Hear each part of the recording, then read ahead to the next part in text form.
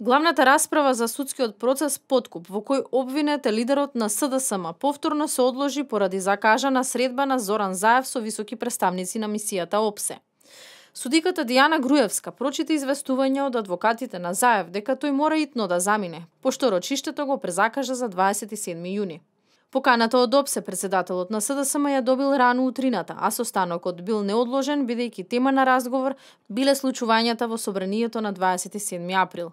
Заев и неговиот адвокатски тим кусо се задржаа во судницата на Основниот суд. На излегување рече дека нема време да даде изјава за да не задоцни на средбата.